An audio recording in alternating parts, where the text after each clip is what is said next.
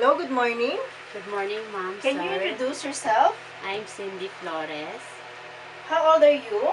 I'm 36 years old. Where do you live? Masamat, Mexico, Pampanga. Are you single or married? Married, ma'am. Do you have kids? Yes, ma'am. How many? 3, How old are your kids? 18, 17, 13. Who will take off your kids when you go to Hong Kong? My husband. Do you have brothers and sisters? Yes, ma'am. How many? Brothers is 4 and sister is 3. And you are the? 5. Okay, do you have any experience in working abroad? No, ma'am. How about in the Philippines? Do you have any experience as a helper? Yes, ma'am. For how long? 6 years, ma'am. Who is your employer? Teresita Pidelo and Berna Flores. Okay, what are your main duties with them? What is your job in them? Then take her baby and cooking and Okay, that's all? okay. Yes, ma'am. Anyway, are you a high school or college graduate? High school graduate, ma'am. Okay, why did you choose to work in Hong Kong? Because my my daughter is in college. Okay.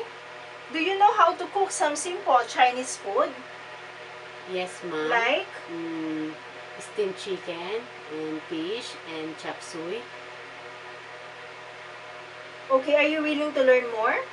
Yes, ma'am. Are you willing to take care of a newborn baby? Yes, ma'am. How about an elder person? Yes, ma'am. Okay, what can you teach to your employer's children? Good manners and all. Okay, can you sing a nursery song? Oh, baby Jesus, do not cry, do not cry. Don't you know I love you? Don't you know I love you very much, very much. Thank you. Okay, what kind of employer are you looking for? What kind of employer are you looking for? Hardworking and patient and Are you afraid of dogs and cats? no, ma'am. What can you say about yourself, your attitude? Mm, uh, I'm hardworking and honest. Okay, can you give a short message to your future employer? Mm,